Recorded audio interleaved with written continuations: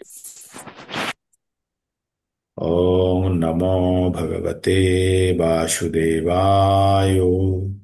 ॐ नमो भगवते वासुदेवाय।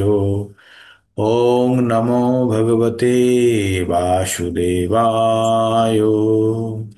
ॐ अज्ञानतिमिरान्धस्य ज्ञानाञ्जनाशलाकया चक्षुरुन्मिलितं येन तस्मै श्रीगुरुभ्ये नमः। হরে কৃষ্ণ। তো আমরা প্রতিদিনের ন্যায় আজকেও আমরা ভগবদ গীতা পঠন করব। ভগবদ গীতা ভগবানের মুখ নিঃসৃত বাণী, আর আমরা সেই বাণী প্রতিদিন শ্রবণ করি। কার মুখ থেকে? প্রভুপাদের মুখ থেকে। আমরা প্রভুপাদের মুখ গ্রন্থের মাধ্যমে বর্তমানে আমাদের কাছে উপস্থিত আছে। তো সেই গ্রন্থ থেকে আমরা প্রতিদিন পঠন করি এবং আমরা নিজেদের মধ্যে বোঝার চেষ্টা করি। হ্যাঁ, তো ভগবদ গীতা ভগবান অর্জুনকে কুরুক্ষেত্রে যুদ্ধক্ষেত্রে বলেছিলেন, যখন অর্জুন ভীষণ আহ, বিষদগ্রস্ত হয়ে গেছিল এবং কিং কর্তব্য বিমূঢ়, কি করব কি করব না এটা বুঝতে পারছিল না। তখন ভগবান অর্জুনকে এই জ্ঞান দিয়েছিলেন। তো আমরা ভগবদ গীতা থেকে কি কি জিনিস জানতে পারি? আমরা পাঁচটি বিষয় সম্বন্ধে জানতে পারি। পাঁচটি বিষয় কি? পাঁচটি বিষয় হচ্ছে ঈশ্বর, জীব, প্রকৃতি, সময় এবং অন্তিমে কর্ম। এর মধ্যে প্রথম চারটে বিষয় যেগুলি হচ্ছে সকলের জন্য ভগবানের দ্বারা নিয়ন্ত্রিত, আর সেখানে আমাদের কিছু করার জায়গা নেই। কিন্তু পঞ্চম বিষয়টি কর্ম, সেখানে আমাদের যথেষ্ট কিছু নিজের থেকে করার জায়গা আছে। হ্যাঁ, তো আমরা এই যে পঞ্চম বিষয়টি কর্ম, এই কর্মের উপরে নির্ভর করে আমাদের জীবনের গতি। এখানেই আমাদের স্বাধীনতা আছে, আর কোনো জায়গাতে আমাদের স্বাধীনতা নেই। আমরা প্রত্যেকটা ব্যক্তি আমরা রোবটের মতো। ভগবান সব কিছু, যা পাবো না পাবো সব কিছু বেঁধে দিয়ে পাঠিয়েছেন, শুধু একটা জায়গা খোলা রেখেছেন যেটা দিয়ে পরিবর্তন করা যায়, সেটি হচ্ছে কর্ম। আর কর্মের ফল যে সব এই জীবনেই পাবো তেমনটা কিছু নেই। কর্মের ফল আমাদের পরবর্তী জীবনেই বেশি বয়ে নিয়ে যায়। তাই এই জীবনে যা কিছু আপনারা আনন্দ সুখ ভোগ করছেন, জানবেন এটি পূর্ববর্তী জীবনের কৃতকর্মের ফলস্বরূপ। বর্তমান জীবনে যদি আনন্দ ভোগ করেন, বেশি উৎসাহিত বা উল্লসিত হবেন না এই ভেবে যে আমার কাছে কোনো কষ্ট নেই, আমি খুব আনন্দে আছি। এটা ক্ষণিকের, আপনার টাকা শেষ হয়ে গেলেই কিন্তু আপনাকে বাড়িতে ফিরে চলে আসতে হবে, তাই না? তেমনি যদি খুব কষ্টের মধ্যে থাকেন, তাহলে আপনাকে জানতে হবে যে আপনার যত সঞ্চিত পাপ ছিল, সেগুলি, যেগুলি নিয়ে এসেছেন প্রারব্ধ রূপে, সেগুলি আপনি ক্ষয় করছেন। যখনই কাউকে কোনো দেনা মেটান, যখন কেউ টাকা পাবে, টাকা যখন শোধ দেন, টাকা শোধ দেওয়ার মানেই হচ্ছে আপনি কখনো না কখনো তার থেকে টাকা নিয়েছেন। শোধ দেওয়ার সময় সকলের কষ্ট লাগে তো, কিন্তু নেওয়ার সময় খুব আনন্দ হয়, তাই না? তো তেমনি আমাদের আমাদের জীবনের ক্ষেত্রেও যখনই আমাদের কোনো কষ্ট হয়, আপনারা জানবেন যে এই কষ্টের কারণ আমি এই কষ্টের পূর্ববর্তী কোনো এক সময়ে আমি অ্যাডভান্স নিয়েছিলাম, নিয়ে আনন্দ করে নিয়েছি, তাই আমাকে কষ্ট দিয়ে এখন শোধ করতে হচ্ছে। তো আমরা জীবনে কর্ম আমাদের কাছে খুব গুরুত্বপূর্ণ। কর্ম কত প্রকারের? আমরা তিন প্রকারের কর্ম আমরা জেনেছি। অকম অকর্ম, বিকর্ম আর সকাম কর্ম। ওই বিকর্ম আর সকাম কর্মই আমাদেরকে বন্ধনে বাঁধে। আর এই বন্ধনে বাঁধলেই আমাদের কি হয়? আমাদের জন্ম মৃত্যুর চক্রে আমরা আটকে থাকি, আমরা মুক্ত হতে পারি না। তাই সবসময় আমাদের এই যে যে কোনো কর্মের, যে কোনো কর্মই আমরা করি না কেন, তার অবশ্যই ফল থাকবে। আর ফল মানেই হচ্ছে বন্ধনকারী। তাই ভগবান বলছে বিষ্ণুর উদ্দেশ্যে কৃত কর্মের কোনো ফল থাকে না। সেটিকে অকাম কর্ম বলা হয় বা অকর্ম বলা হয়। এই অকর্ম, আমাদের প্রত্যেকটা যখনই আমরা কোনো কাজের উদ্দেশ্যটাকে ভগবানের সেবার উদ্দেশ্য পর্যন্ত পৌঁছে দিতে পারি, তখনই আমরা সেটাকে অকম কর্মে পরিণত করতে পারি, যে কোনো সকাম কর্মকে। আপনি যদি মনে করুন সমাজে যাদের বস্ত্র নেই তাদের আপনি বস্ত্র বিতরণ করছেন, আপনি যদি ভাবেন যে এটি ভগবান আপনাকে সুযোগ দিয়েছে, ওই যাদের বস্ত্রহীনদেরকে বস্ত্র দিয়ে তারা যেন আমাকে বা আমরা যেন সবাই মিলে ভগবানের ভক্তি করতে পারি, বস্ত্র পেলে তার বেসিক রিকোয়ারমেন্ট গুলো পূরণ হওয়ার পরে সে যেন ভগবানের ভক্তিতে যেতে পারে। এই রকম আকাঙ্ক্ষা যদি করি তাহলে কিন্তু বস্ত্র বিতরণটাও অকম অকর্মে পরিণত হলো। মানে আমরা যে কোনো কাজ করি সেটি যদি ভগবানের চরম উদ্দেশ্যের জন্য যদি আমাদের স্থাপন করি, শুধু মনে মনে নয় বা ভাবনা চিন্তায় নয়, সেটি ব্যক্তিগত মানে কর্মক্ষেত্রেও সেটি যদি প্রয়োগ করি, তাহলে কিন্তু আমরা অকম কর্মে পরিণত হতে অকর্মে পরিণত করতে পারবো। আর অকর্মে পরিণত করতে পারলে কিন্তু কোনো বাধা বিঘ্ন থাকলো না। আমরা 9 নম্বর, 1 থেকে 6 পর্যন্ত আমরা কর্মযোগ, 7 থেকে 12 পর্যন্ত আমরা ভক্তিযোগ। ভক্তিযোগ হচ্ছে জ্ঞানযোগ এবং কর্মযোগের মাঝখানে রাখা আছে, অত্যন্ত গুরুত্বপূর্ণ। ভগবত গীতার মূল অংশ যেটি, সেটি হচ্ছে ভক্তিযোগেরই অংশ। বাকি অংশগুলো দিয়ে ভক্তিযোগকে আরো শক্তিশালী করার জন্য আমাদেরকে ভক্তিযোগকে মাঝখানে রাখা হয়েছে, যাতে অতি গোপনে রাখা থাকে। হুম। এবার আমরা ভক্তিযোগের মধ্যে আমরা 7, 8, 9 নম্বর এই অধ্যায়গুলি আমরা পঠন করে ফেলেছি। এখন বর্তমানে আমরা পঠন করব 10 নম্বর। 10 নম্বরেরও আমরা কিছু শ্লোক পড়ে ফেলেছি। 10 নম্বর থেকে আমরা কি জানতে পাচ্ছি? 10 নম্বরে খুব ইন্টারেস্টিং জায়গায় এসে গেছি, কিন্তু তার আগে আমরা যে যে শ্লোকগুলো পড়লাম সেই শ্লোকগুলি একবার হালকা করে আপনাদের সঙ্গে করে নিয়ে যাই, সো দ্যাট প্রতিদিন আমরা যেন এটি শ্রবণের মাধ্যমেই আমাদের মাথায় রাখতে হবে। আর যেহেতু আমাদের স্মরণ শক্তি কম, সেই জন্য আমাদেরকে বারবার এই একটা জিনিসই আমাদেরকে শুনতে হবে এবং পড়তে হবে। হুম। তো ভগবান কি বললেন? প্রথমে এই অধ্যায়ে প্রথম শ্লোকে বললেন, ভগবান বললেন, ভগবান উবাচ, শ্রী ভগবান উবাচ, ভূয় এব মহাবাহো শৃণো মে পরমং বচ, যত্তহং প্রিয়মানায় বক্ষ্যামি হিত কাময়া। ভগবান বললেন, হে মহাবাহ, অর্জুনকে মহাবাহ বললেন, তুমি পুনরায় শ্রবণ করো, কারণ এই জ্ঞানগুলি তিনি আগেই দিয়ে ফেলেছেন। তো যেহেতু এই জ্ঞানগুলি অত্যন্ত গুরুত্বপূর্ণ, তাই ভগবান বলছে তুমি পুনরায় শ্রবণ করো। যেহেতু তুমি আমার প্রিয় পাত্র, প্রিয় বন্ধু, তাই তোমার হিত কামনা, তোমার ভালোর জন্য আমি পূর্বে যা বলেছি তার থেকেও আরো উৎকৃষ্ট কিছু বলছি। তারপরে ভগবান বললেন 2 নম্বর শ্লোকে, না মে বিদু সুরগানা প্রভাবং না মহর্ষয়, অহম আদি হি দেবানাং মহর্ষিণাং চ সর্বস্য।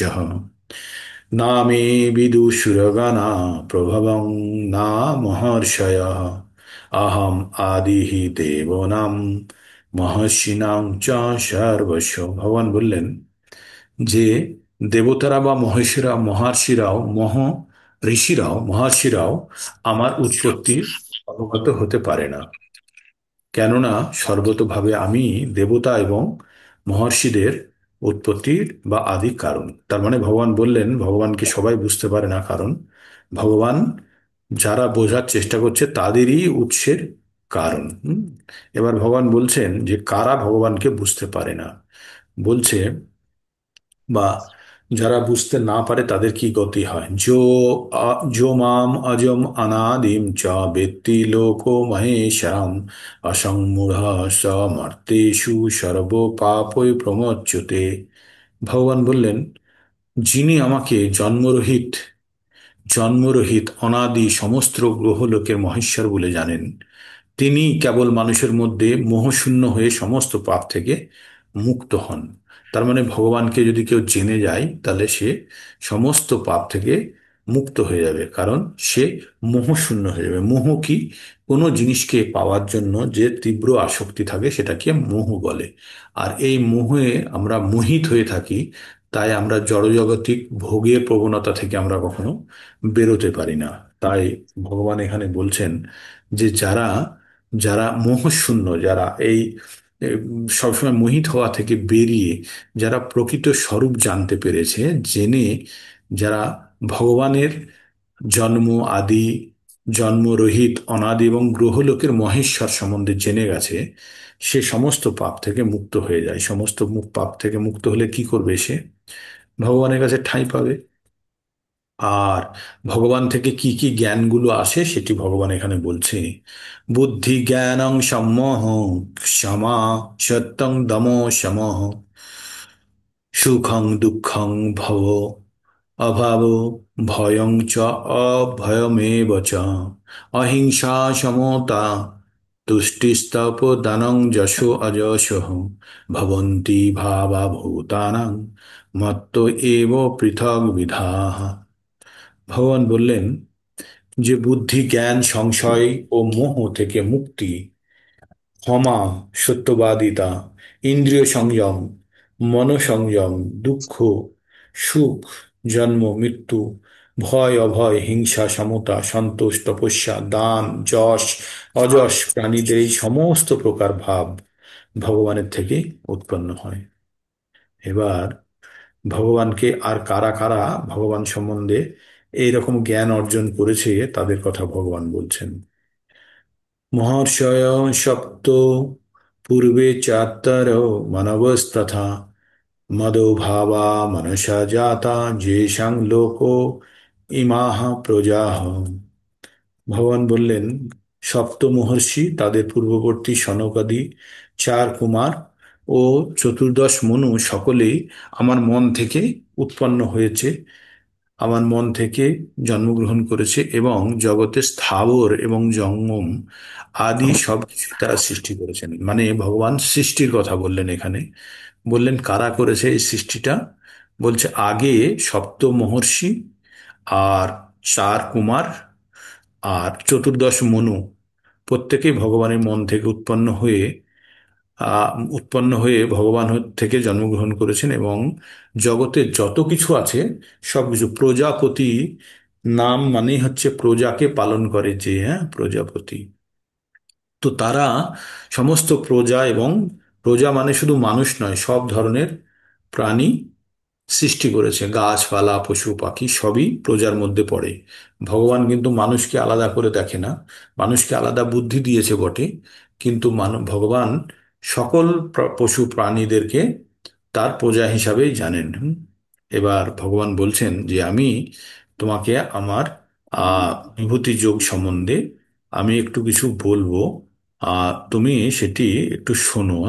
তো এবার এই বলছে যে এই বিভূতি যোগের মাহাত্ম্য সম্বন্ধে, একটু মাহাত্ম্য সম্বন্ধে বলছে যে বিভূতি যোগ কি, শুনলে কি হয়। তাই বলছে এতাং বিভূতি যোগং চ মম যো বেত্তি তত্ত্বতঃ।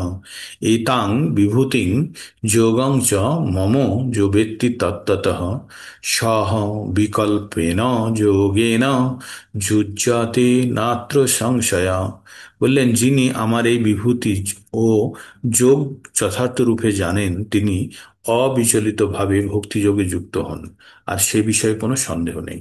আমরা যখন ভগবান সম্বন্ধে সম্পূর্ণরূপে জেনে ফেলি তখন আর আমাদের মনের মধ্যে কোনো সংশয় থাকে না যে ভগবানের প্রতি ভক্তি করব কি করব না। এই যে আমাদের মন সব সময় বেরিয়ে যায় ভক্তির থেকে, কিভাবে বেরিয়ে যায়? আচ্ছা, আমরা ঠিক করছি তো, সবাই বলছে ঠিক নয়, এটা কি ঠিক হচ্ছে, সবকিছুই ত্যাগ করে বসে আছি, ভক্তিতে যদি শেষে কিছু না, এই যে মনের মধ্যে দুবিধা, ডুয়েলিটি, মনের মধ্যে সবসময় দ্বন্দ্ব, এগুলো কিসের জন্য? বিকজ আমাদের মনের মধ্যে দৃঢ়তার অভাব। আর দৃঢ় কখন হবে ভক্তি? যখন আমরা ভগবান সম্বন্ধে প্রকৃত জ্ঞান অর্জন করতে পারবো। তাই ভগবান সম্বন্ধে জ্ঞান অর্জন করা অত্যন্ত প্রয়োজন, আর সেই জন্যই আমরা প্রতিনিয়ত ভগবদ গীতার ক্লাস, ভগবানের বাণী বিভিন্ন শ্রবণ করি এবং আমরা নিজেদের মধ্যে সেগুলো নিয়ে আলোচনা করি। তো এইবার আমরা 8 নম্বর থেকে 11 নম্বর পর্যন্ত চারটে শ্লোক আছে, এই চারটে শ্লোককে বলা হয় চতুশ্লোকী গীতা। কি বলা হয়? চতুশ্লোকী গীতা। এখানে ভগবান প্রথমে 8 নম্বর শ্লোকে, কালকে পড়েছিলাম তবু আজকে থেকেই ঠিকভাবে পড়ি। ভগবান বলছে আমি সবকিছুর উৎস, আর আমার দ্বারাই সবকিছু নিয়ন্ত্রিত। এটা যারা জেনে গেছে তাদের তুমি পণ্ডিত জানবে। অন্যথায় যারা, যাদের মধ্যে পণ্ডিত, যাদের মধ্যে বুদ্ধির উদয় হয়েছে, তারাই ভগবানকে এইভাবে জানতে পারে। বা কেউ যদি ভগবানকে জেনে যায় এইভাবে, তাহলে জানবেন তার মধ্যে বুদ্ধির উদয় হয়েছে। ভগবান কিভাবে বলছেন? অহং সর্বস্ব প্রভব মত্তো সর্বং প্রবর্ততে ইতি মত্তা ভজন্তে মাম বুধা ভাব সমন্বিতাঃ। ভগবান কি বলেন? অহম সর্বস্ব প্রভব। প্রভব মানে হচ্ছে সৃষ্টি, আমি সবকিছুর সৃষ্টি।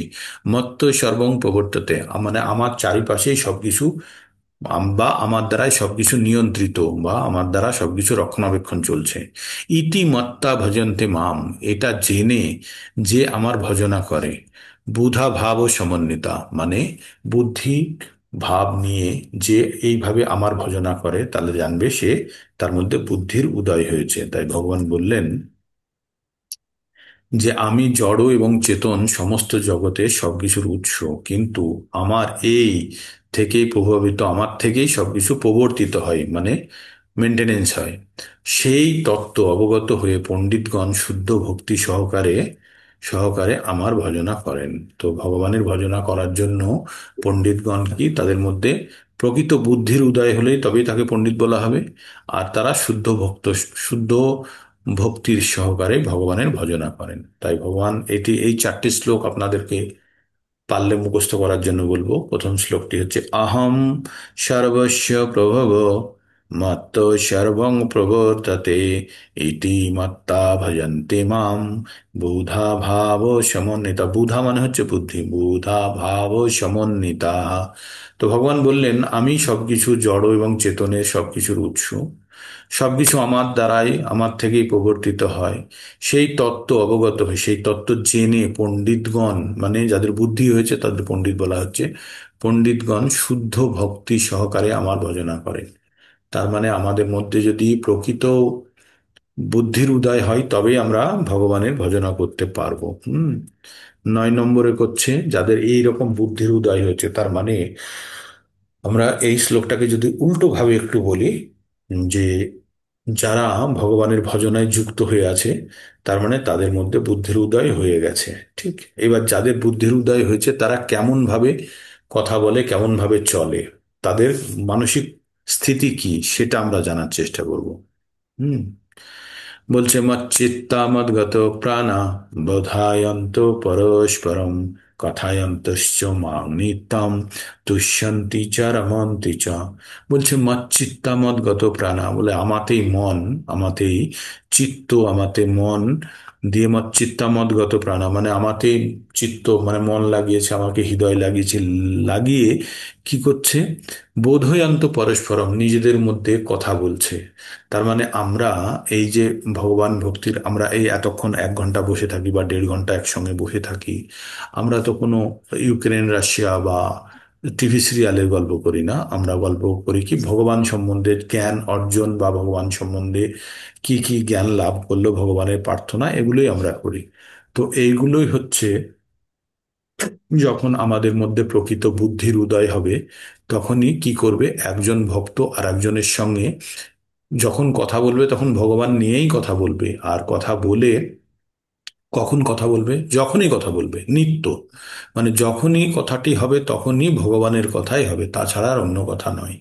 তো এইভাবে যখন তারা ভগবানের কথা নিয়ে আলোচনা করবে তখন কি হবে, তারা আনন্দিত হবে, হর্ষিত হবে। হ্যাঁ, তো এটাই এখানে বলছে মচ্চিত্তামদ্গত প্রাণা বোধায়ন্ত পরস্পরম কথায়ন্তশ্চ মাং নিত্যম তুষ্যন্তি মানে আনন্দিত হবে, তুষ্ট হবে, এবং রোমান্তিচ মানে রোমাঞ্চিত হবে। হ্যাঁ, প্রত্যেকটা মুহূর্তে ভগবানকে নিয়ে আলোচনা করলে আমাদের মধ্যে যদি রোমাঞ্চ না হয়, আমাদের মধ্যে যদি ভিন্ন ধরনের অনুভূতি সৃষ্টি না হয়, তাহলে আমরা কিন্তু ঠিকভাবে ভগবানের সঙ্গে যুক্ত হতে পারিনি। হ্যাঁ, তো এবার আমরা 10 নম্বর শ্লোকটি পড়ব, খুব গুরুত্বপূর্ণ। 10 নম্বর শ্লোকটির পূর্বে আমাদের 7-এর 28 নম্বরটা মনে করতে হবে। 7-এর 28, তেষাং অন্তগতং পাপং জননাং পুণ্য কর্মণং তে দ্বন্দ্বমোহর নির্মুক্তা ভজন্তে মাম দৃঢ়ব্রতা। কি থাকলো তাহলে, শেষে কি বললো? ভজন্তে মাম দৃঢ়ব্রতা। কারা দৃঢ় হয়ে ভগবানের ভজনা করবে? যাদের পাপ সম্পূর্ণরূপে শেষ হয়ে গেছে। তাহলে আমাদের যদি ভক্তির যদি আমাদের দৃঢ়ভাবে যদি ভগবানের ভক্তিতে যদি না লাগতে পারি, তাহলে আমাদের জানতে হবে এখনো আমাদের কিছু সঞ্চিত পুরনো পাপ রয়ে গেছে আমাদের মধ্যে। সেটিকে বিতাড়িত না করতে পারলে আমাদের কিন্তু ভজনা তীব্র রূপে হবে না, দৃঢ়ভাবে ভজনা করতে পারবো না, তাই না? ওখানে বললো না, তেষাং অন্তগতম পাপং, মানে যাদের পাপ একবারে সম্পূর্ণরূপে শেষ হয়ে গেছে, তে দ্বন্দ্বমোহ নির্মুক্তা, তাদের মন থেকে দ্বন্দ্ব আর মোহ শেষ হয়ে গেছে। তাদের মনের মধ্যে কোনো দ্বন্দ্ব নেই, ভগবানের ভক্তি করা উচিত কি উচিত না, ঠিক করছি না ভুল করছি, এগুলোকে বলে দ্বন্দ্ব। দ্বন্দ্ব যখন কোনো বিষয়ে দুই ধরনের মানসিকতা তৈরি হয় তাকে বলা হয় দ্বন্দ্ব। আর মোহ মানে হচ্ছে কোনো জিনিসের প্রতি তীব্র আসক্তি, তাতে আচ্ছন্ন হয়ে থাকাকে বলে মোহাচ্ছন্ন বা মোহিত হয়ে থাকা। তাই বলছে দ্বন্দ্ব আর মোহ থেকে মুক্ত হবে কখন? যখন তার পাপ সম্পূর্ণরূপে শেষ হয়ে গেছে। আর এই রকম যাদের দ্বন্দ্বমোহ থেকে মুক্ত হয়ে গেছে, তারা কিন্তু দৃঢ়ভাবে ভগবানের ভজনা করতে পারবে। এইবার ভগবান ভজনার কথা বলছে, কি বলছে? তেষাং, মানে এইভাবে, সতত যুক্তানাং, মানে সব সময় যুক্ত হয়ে, ভজতাং মানে ভগবানের ভজনা করবে, প্রীতিপূর্বকম, ভালোবেসে, ভালোবেসে ভজনের ভজনা করবে, ভগবানকে সবসময় স্মরণ করবে ভালোবেসে। এমন না কে আচ্ছা ভগবানকে স্মরণ করার দরকার করে দিলাম, চল ভগবান তুই খুশ হো যা, না, এরকম নয়। ভগবানকে প্রেম দিয়ে ভালোবেসে আমরা ভগবানের ভজনা করব। তখন ভগবান কি করবেন? দাদামি দেবেন, দাদামি মানে দেওয়া, দাদামি কি দেবেন? বুদ্ধি যোগং, বুদ্ধি দেবেন আমাদেরকে। আর তাং বুদ্ধি দেবেন, দেবেন তখন কিসের জন্য দেবেন বুদ্ধি? ইয়ান, যেন মামু পায়ন্তিতে, মানে আমার কাছে ফিরে আসতে পারে। তার মানে ভগবান, ভগবানের এইভাবে ভগবানের দৃঢ় ভক্তিতে যারা লেগে থাকবে, ভগবান তাদের বুদ্ধি দেবে। আর সেই বুদ্ধির দ্বারা কি হবে? সেই বুদ্ধির দ্বারা, সেই বুদ্ধির দ্বারা আমরা ভগবানের কাছে আমরা যেতে পারবো। মানে ভগবান সেই কথাই বলছে, দদামি বুদ্ধি যোগম তাম ইয়ানো মায়ু পায়ন্তিতে। ভগবান বললেন যে আমি তাকে বুদ্ধি যোগ দিই, আর সেই বুদ্ধি যোগের মাধ্যমে সে আমার কাছে চলে আসতে পারে।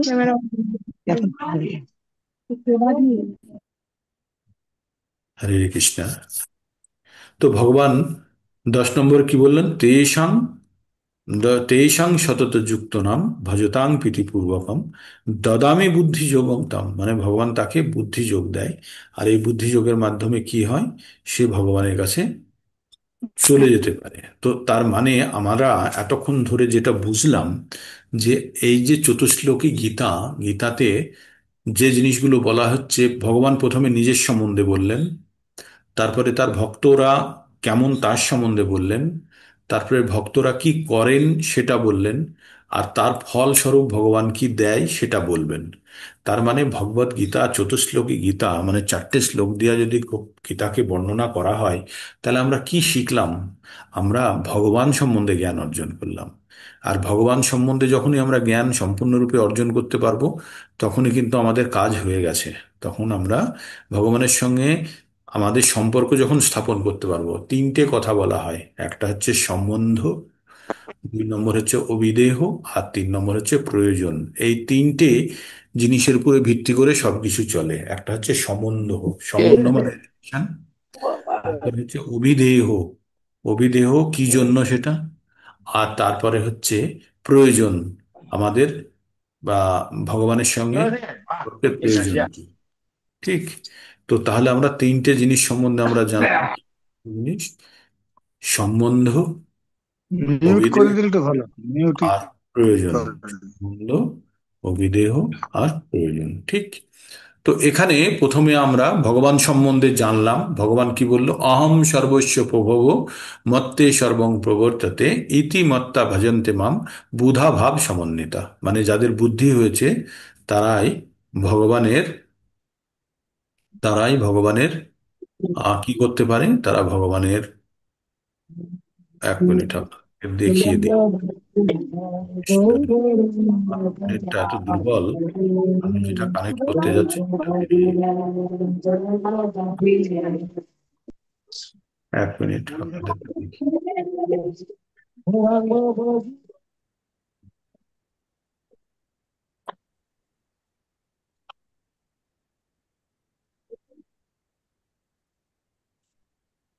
সকালে সংকীর্তন টিম বেরিয়েছে। এটা বজবজের একটা টিম, আপনারা দেখতে পাচ্ছেন। মন্দিরের সামনে, মন্দিরের সামনে এরা দীপ দান করছেন। ভগবানের আহ, আরাধনা বা সংকীর্তন টিম, দামোদর মাসের কার্যকলাপ হচ্ছে। ঠিক, খুব সুন্দর। সবসময় উৎসাহিত করা উচিত আমাদেরকে।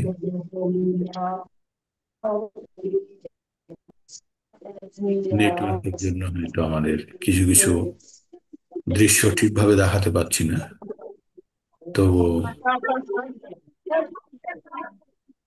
ঠিক আছে। তো আমরা আবার, আচ্ছা, মন্দিরের ভিতরে দেখানোর চেষ্টা করছে। হুম, ওখানে রাধা গোবিন্দ রাখা আছে, দেখতে পাচ্ছেন ওখানে? না, নেটওয়ার্কের জন্য ঠিকভাবে হচ্ছে না। ওকে, তো আমরা পুনরায় ফিরে যাই আমাদের ক্লাসে।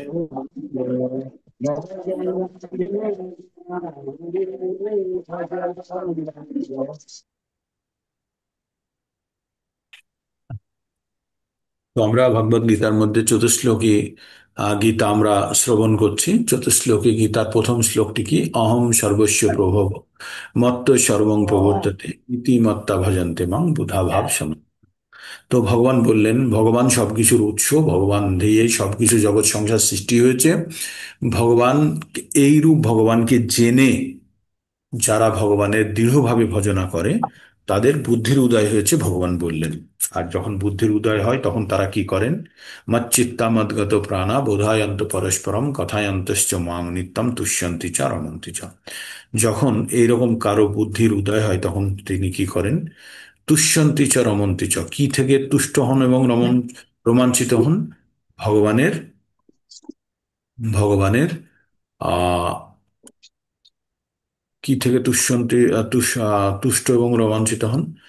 ভগবানের কথায়, হ্যাঁ, ভগবানের ভগবানকে স্মরণ করে, ভগবানের ভজনা করে তারা তুষ্ট এবং রোমাঞ্চিত হয়। তো ভগবান 2 নম্বর বললেন। এবার 3 নম্বর, যারা এইভাবে তুষ্ট এবং রোমাঞ্চিত হয়ে আছে তাদের কি দশা হয়? ভগবান এবার বলছেন যে তেষাং সতত যুক্ত নাম, এইভাবে সব সময় ভগবানের সঙ্গে যুক্ত হয়ে ভজতাং প্রীতিপূর্বকম। ভজতাং প্রীতিপূর্বকম মানে যে ভগবানের ভজনা করছে কিভাবে? প্রীতিপূর্বকম, ভালোবেসে। সবসময় ভগবানকে স্মরণ করলাম কিন্তু এই ভেবে যে আচ্ছা প্রত্যাহার করছি না, ভগবানকে ভালোবেসে যখন প্রেম ভক্তির সঙ্গে যখন ভগবানের ভজনা করব তখন ভগবান কি দেবে? বুদ্ধি দেবে। আর সেই বুদ্ধির দ্বারা কি হয়? যেন মায়ু মামু পায়ন্তিতে, অ্যাকচুয়ালি মামু পায়ন্তিতে কথাটি ভাঙলে কি হয়? মাম উপয়ান্তিতে, হ্যাঁ।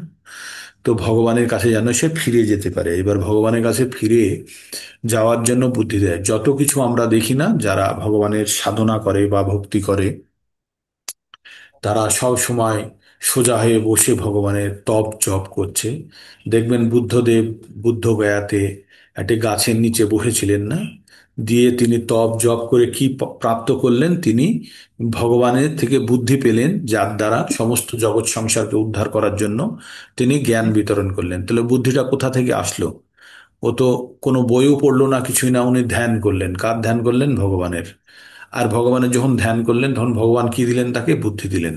আর সেই বুদ্ধির দ্বারা ভগবান, বুদ্ধ ভগবানেরই একটি রূপ, তাই তিনি কি করলেন? সকলকে আবার সেই জ্ঞান বিতরণ করে সকলকে উদ্ধার করার জন্য বুদ্ধি দিলেন। তাই ভগবান বলছেন তেষাং তেষাং সতত যুক্ত নাম ভজতাং প্রীতিপূর্বকম দদামি বুদ্ধি যোগন্তাম, তাকে বুদ্ধি যোগ দেবে। তার মানে আমরা আমাদের মধ্যে যদি আমরা সঠিকভাবে ভগবানের ভজনায় যদি মগ্ন হয়ে থাকতে পারি নিশ্ছিদ্রভাবে, তাহলে কিন্তু আমাদের মধ্যে বুদ্ধির উদয় হতে শুরু করবে।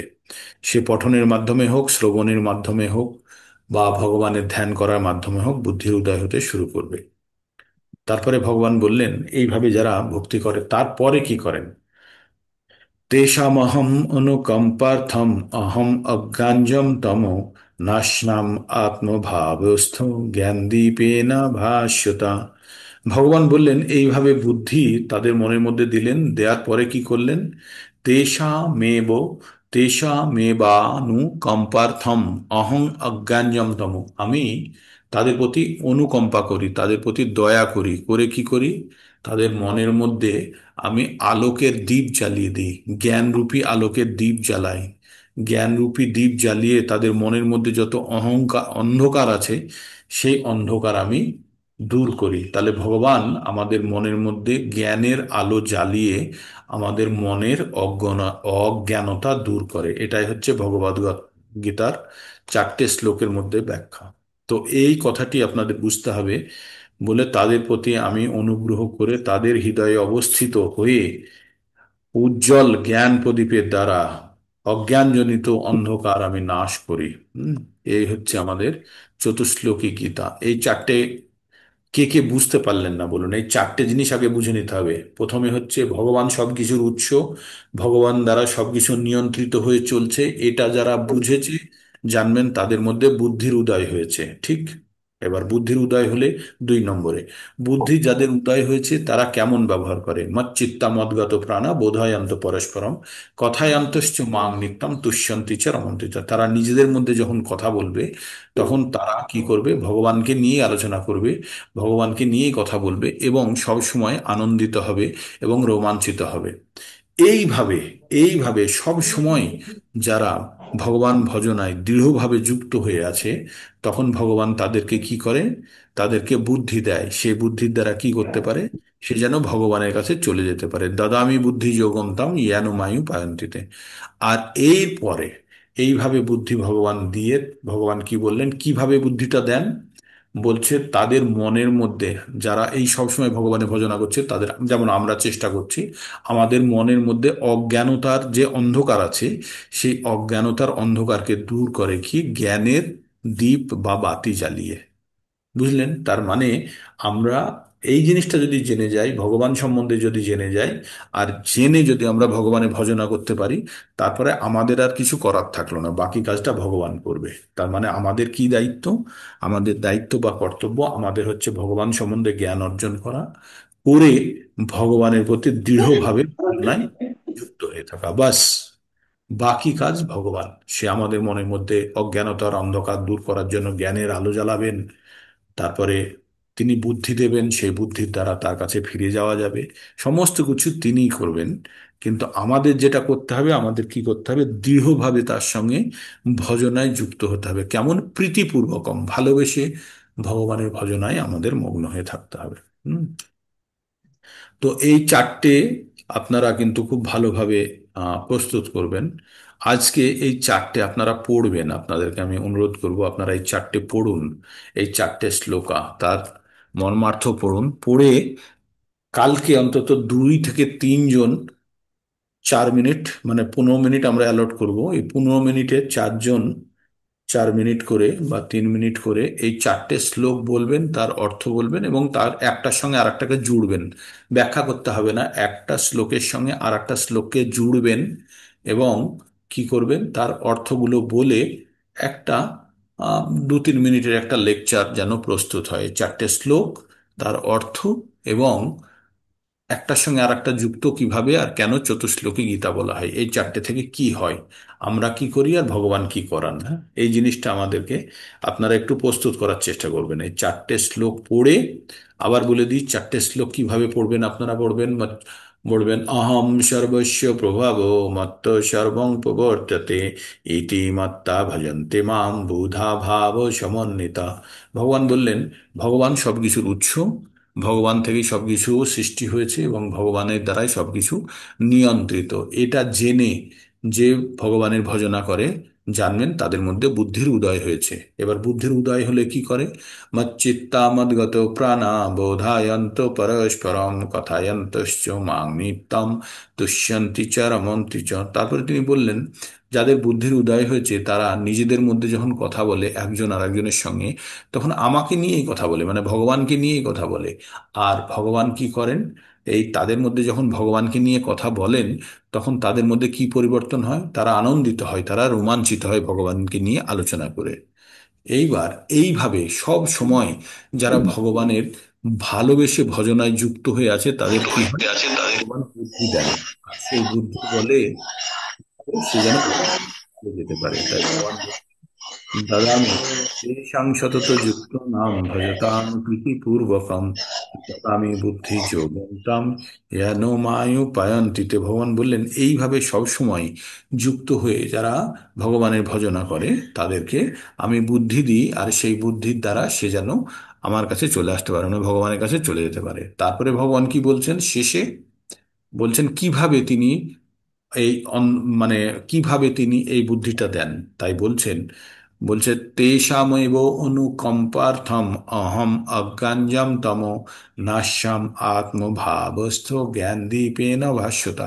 এই যে মনের মধ্যে অজ্ঞানতার অন্ধকার, আমরা ভগবান সম্বন্ধে জানি না, ভগবানের সঙ্গে কিভাবে যুক্ত হতে হবে জানি না, আমরা জড়জাগতিক জ্ঞান নিয়ে ভাবছি অনেক কিছু জেনে গেছি, মিথ্যা অহংকার নিয়ে বসে আছি। তো এই জায়গাগুলো ভগবান কিভাবে দূর করে, আমাদের মনের মধ্যে জ্ঞানের আলো জ্বালিয়ে আমাদের মনের মধ্যে যে অজ্ঞানতার অন্ধকার আছে সেটি তিনি দূর করেন। আর সেটি দূর করলে কি কি হবে, তার ফলস্বরূপ আমরা আরো দৃঢ়ভাবে ভগবানের ভজনা করতে পারবো। আর সব সময় ভগবানের এইভাবে ভজনা করলে ভগবান কি করবেন, বুদ্ধি যোগ দেবেন, আর বুদ্ধি যোগের মাধ্যমে আমাদের কি হবে, কিসের বুদ্ধি দেবেন, ইয়ানু মায়ু পায়ন্তিতে, যেন আমরা ভগবানের কাছে চলে যেতে পারি। মানে এটাই হচ্ছে ভগবানের উদ্দেশ্য, এটাই হচ্ছে চতুশ্লোকী গীতা। এতদূর পর্যন্ত বুঝতে পারলেন? যারা বুঝতে পারলেন না বা কালকে কিভাবে প্রস্তুত করবেন তারা এই জায়গাটা আবার শুনবেন, তাহলে হবে। এরপরে এবার অর্জুনের রিয়াকশন শুনতে হবে। এই তো ভগবান বললেন, তারপরে এবার অর্জুন কি বলছেন। অর্জুন দুটো শ্লোকে বলবে ভগবান সম্বন্ধে। এবার অর্জুন বলছেন, অর্জুন উবাচ পরম ব্রহ্ম পরম ধাম পবিত্রম পরমান ভবন, পরম ব্রহ্ম পরম ধাম পবিত্রং পরমম ভবান, পুরুষং শাশ্বতং দিব্যম আদি অজম আদি দেবম অজম বিভুম, পরম ব্রহ্ম পরম ধাম পবিত্রম পরমম ভবান, পুরুষং শাশ্বতং দিব্যম আদিদেবং অজম বিভুম, আহুস্তম ঋষয়া সর্বে দেব ঋষি নারদস্তথা অসিদেবলো ব্যাস স্বয়ং চৈব ববর্ষি মে, পরম ব্রহ্ম পরম ধাম পবিত্রম পরমাম ভবান, পুরুষং শাশ্বতং দিব্যম আদিদেবং অজম বিভুম, আহুস্তম ঋষয়া সর্বে দেবর্ষি নারদস্তথা অসিতো দেবলো ব্যাস স্বয়ং চৈব ববর্ষি মে। ভগবান বললেন, কি বললেন ভগবান, ভগবান বললেন পরম ব্রহ্ম আপনি পরম ব্রহ্ম, পরম ধাম আপনি পরম ধাম, মানে যেখানে আমাদের পরম গন্তব্যস্থল, পবিত্রং আপনি পবিত্র, পরমম ভবান আপনি পরম পুরুষ, শাশ্বতং আপনি শাশ্বত, নিত্য চিরস্থায়ী, দিব্যম আপনি দিব্য, আদি আপনি সবচেয়ে পুরনো, অজ আপনি জন্মরহিত, বিভুম মানে আপনি হচ্ছেন বিভু অনেক বড়। আর এই কথাগুলি আহুস্তম ঋষয় সর্বে, এই কথাগুলি কে বলেছে, দেবর্ষি নারদ, অসিত, দেবল, ব্যাস আদি ঋষিরা আপনাকে এইভাবেই বর্ণনা করেছে, এবং আপনি নিজেও সেই কথাগুলি বলছেন। তাহলে অর্জুন, এই যে ভগবান নিজের সম্বন্ধে বললেন এই কথাগুলি, অর্জুন এর মর্মার্থ অর্জুন বুঝেছে। বুঝে এবার ভগবানের সম্বন্ধে অর্জুনের নিজস্ব ভাব ব্যক্ত করছেন। অর্জুন কিভাবে বলছেন, অর্জুন উবাচ পরম ব্রহ্ম পরম ধাম পবিত্রম পরমাম ভবান, পুরুষং শাশ্বতং দিব্যম আদিদেবং অজম বিভুম, আহস্তাম ঋষয় সর্বে দেব ঋষি নারদস্তথা অসিত দেবলো ব্যাস স্বয়ং চৈব ববর্ষি মে। বললেন আপনি পরম ধাম, পরম পবিত্র, আপনি পরম পুরুষ, আপনি দিব্য নিত্য আদি দেব, অজ মানে অজন্মা, যার জন্মরহিত, বিভু আপনি অনেক বড়। দেবর্ষি নারদ বলেছেন, দেবর্ষি নারদ, অসিত, দেবল, ব্যাস এনারা সব বলেছেন, এবং আপনি নিজেও এই কথাগুলি বললেন, তাই না? তো এই শ্লোকের মাধ্যমে পরমেশ্বর ভগবান আধুনিক যুগের তথাকথিত দার্শনিকদের এবং তার সম্বন্ধে যথার্থভাবে অবগত হওয়ার সুযোগ দান করেছেন। কারণ এখানে স্পষ্টভাবে বলা হয়েছে স্বতন্ত্র জীবত্তা থেকে পরম তত্ত্ব ভিন্ন। আমরা বলি না, আমরা আমরা আর ঈশ্বর এক, আমরা গিয়ে ঈশ্বরের সঙ্গে মিশে যাব, সেই কথাটিকে খণ্ডন করছে। স্বতন্ত্র, আমরা হচ্ছে স্বতন্ত্র জীবাত্মা, আর ভগবান হচ্ছে পরম আত্মা। হুম। তো আমাদের মধ্যে আর ঈশ্বরের মধ্যে পার্থক্য আছে। উনি হচ্ছেন সবকিছুর বিভূম। বিভু মানে হচ্ছে অনেক অনেক বড়, যেমন সমুদ্রকে বিভু বলা হয়। আর আমরা হচ্ছি তার ক্ষুদ্র জল জলকণা বা এক বিন্দু জল, আর ভগবান হচ্ছে সমুদ্র, সমস্ত সমুদ্র। তো তাহলে আমরা আর ভগবানের মধ্যে আমাদের পার্থক্য খুব পরিষ্কারভাবে দৃশ্যমান। কারণ এখানে স্পষ্টভাবে বলা হয়েছে স্বতন্ত্র জীবাত্মা থেকে পরমাত্মা, পরম তত্ত্ব ভিন্ন। এই অধ্যায়ে ভগবদ গীতার সারমূলক চারটি মুখ্য শ্লোক শোনার পর অর্জুনের সন্দেহ থেকে সম্পূর্ণরূপে মুক্ত হয়েছিলেন এবং কৃষ্ণকে পরমেশ্বর ভগবান স্বীকার করেছিলেন। তিনি তৎক্ষণাৎ স্পষ্টভাবে ঘোষণা করলেন, তুমি হচ্ছ পরম ব্রহ্ম, অর্থাৎ পরম পুরুষোত্তম ভগবান। পূর্বে শ্রীকৃষ্ণ নিজেই বলেছেন তিনি সকলে সবকিছুর উৎস। প্রতিটি মানুষ, এমনকি স্বর্গের দেব দেবতারাও, ভগবান বলেছিলেন না যে অহম মত্ত সর্বং প্রবর্ত, না, বলেছিলেন যে মত্ত পরতরন্নান্নাৎ কিঞ্চিত অস্তি ধনঞ্জয়, মই সর্বমিদম প্রোক্তম সূত্রে মনাগণে, সূত্রে মণিগণা এব, সাতের তিনে, সাতের সাথে বলেছিলেন। তো দেবদেবীরা, এমনকি প্রতিটি মানুষ, এমনকি স্বর্গের দেবদেবীরাও তার উপর সম্পূর্ণভাবে নির্ভরশীল। অজ্ঞানতার বশবর্তী হয়ে মানুষ ও এবং দেবতারা মনে করে যে তারা পূর্ণ এবং পরমেশ্বর ভগবান শ্রীকৃষ্ণের মতো সম্পূর্ণরূপে স্বাধীন। ভক্তিযোগ সাধন করার ফলে এই অজ্ঞানতার অন্ধকার সম্পূর্ণভাবে দূর হয়। আর সেই কথা পূর্ববর্তী শ্লোকে ভগবান নিজেই ব্যাখ্যা করেছেন। এখন ভগবানের কৃপার ফলে অর্জুন সেই পরম সত্য বলে স্বীকার করেছেন এবং সেই কথা বেদেও স্বীকার করা হয়েছে। এমন নয় যে শ্রীকৃষ্ণের অন্তরঙ্গ বন্ধু বলে অর্জুন তাকে পরমেশ্বর ভগবান বা পরম তত্ত্ব বলে তোষামোদ করছেন। এই শ্লোক দুটিতে অর্জুন যা বলেছেন তা সবই বৈদিক শাস্ত্রসম্মত। বেদে বলা হয়েছে ভক্তির মাধ্যমেই কেবল ভগবানকে উপলব্ধি করা যায়। এই কথাটি দাগ দিয়ে নিন। কেবলমাত্র ভক্তির মাধ্যমেই ভগবানকে উপলব্ধি করা যায়, এছাড়া আর কোনোভাবেই তাকে জানতে পারা যায় না। এখন এখানে অর্জুন যা বলেছেন প্রতিটি কথা বেদের নির্দেশ অনুসারে অক্ষরে অক্ষরে সত্য। তো আমরা আমরা এখানে কি জানতে পারলাম, ভগবান কি বললেন? ভগবান যে কথাটা বলেছে এই কথাটিকে অর্জুন আবার,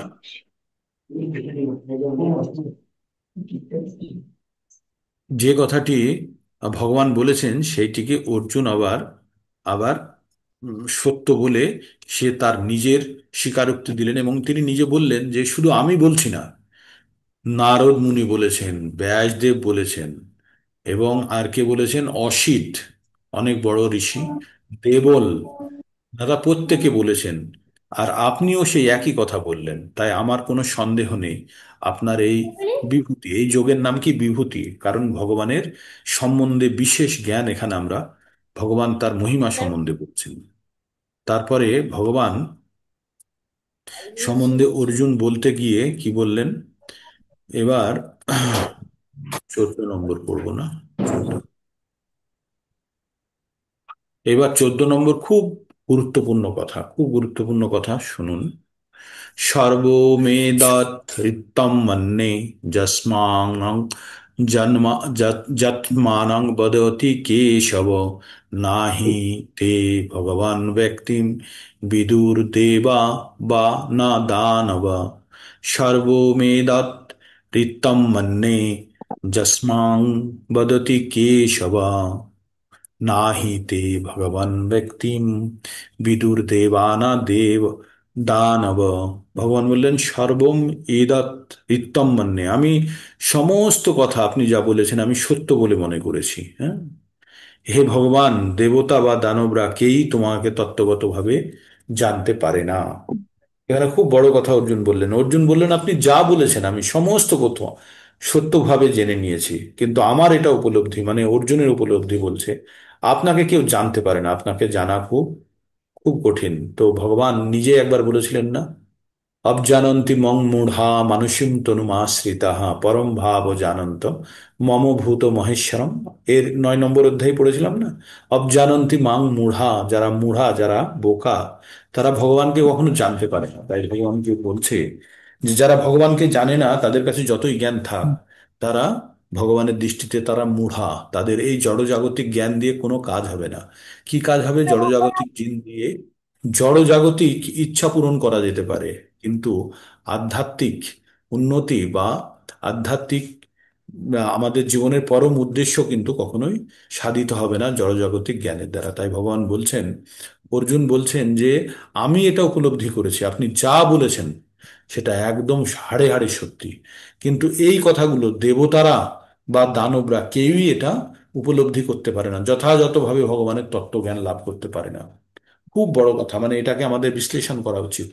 তো আপনারা যে জ্ঞান আজকে পাচ্ছেন, এই জ্ঞান অতি সহজেই পেয়ে যাচ্ছেন বলে এই জ্ঞানের মর্মার্থ জানতে পারছেন না। এই জ্ঞান প্রাপ্ত করার জন্য যদি 6 মাস না খায়, না খেয়ে, না দিয়ে আপনি তপস্যায় বসে থাকতেন, আর তারপরে যদি জানতেন ভগবান সবকিছুর মূল, আর ভগবানের দ্বারাই সবকিছু চালিত হচ্ছে, আর ভগবানের ভজনা করে যদি কেউ যদি প্রকৃত রূপে ভগবানের ভজনা করতে পারে, ভগবান তাকে বুদ্ধি দান করে, ভগবান তাকে তার কাছে ডেকে নেয়, আর তার মনের মধ্যে যত অন্ধকার রূপী অজ্ঞানতা আছে সেটা ভগবান নিজে দূর করে দেয়। এটা যদি 6 মাস তপস্যার পরে কেউ জানতে পারে, তখন সে ভগবানকে স্বীকার করবে, ভগবান আপনি কত মহান, আপনি কত কিছু করতে পারেন। কিন্তু আমরা যেহেতু বই থেকে পড়ছি, আমাদের মনের মধ্যে এখনো বিশ্বাসযোগ্যতা হয়তো ঠিকভাবে আমরা দৃঢ় করতে পারিনি। সেজন্য প্রত্যেক মুহূর্তে আমাদের পঠন করা উচিত, শ্রবণ করা উচিত, এবং ভক্ত সঙ্গ করা উচিত, যাতে আমাদের মনের মধ্যে দৃঢ়তা আসে। ভগবান সম্বন্ধে যে জ্ঞান অর্জন করেছি সেই জ্ঞানটি যেন স্থায়ীভাবে আমাদের মনের মধ্যে বসে, এবং ভগবানের প্রতি যেন আমাদের নিষ্ঠা এবং ভক্তি বাড়ে। হুম? 15 নম্বরে আমরা কি চলে যাব? 15 নম্বরে ভগবান কি বলছেন? স্বয়ং এব আত্মনং বেত্তু তং পুরুষোত্তমম ভূত ভাবন ভূতেষু দেব অদেব জগৎপতে। ভগবান বলেন স্বয়ং, স্বয়ং এব আত্মনা আত্মনং, স্বয়মেব আত্মনা আত্মনং বেত্তু তং পুরুষোত্তমম ভূত ভাবন ভূতেশ দেব দেব জগৎপতে। ভগবান বললেন যে তোমার, এক মিনিট, হরে কৃষ্ণ হরে কৃষ্ণ। হে পুরুষোত্তম, হে ভূত ভাবন, হে ভূতেশ, হে দেবদেব, হে জগৎপতে, তুমি তোমার চিৎ শক্তির দ্বারা তোমার ব্যক্তিত্ব অবগত আছো। মানে এটা আপনারা কেউ কথাটা বুঝতে পারলেন না আমি জানি, খুব বড় কথা, এটা বোঝা খুব কঠিন। ভগবান বলছেন কি? হে পুরুষোত্তম, ভগবানকে কি কি বলে সম্বোধন করছে শুনুন। হে পুরুষোত্তম,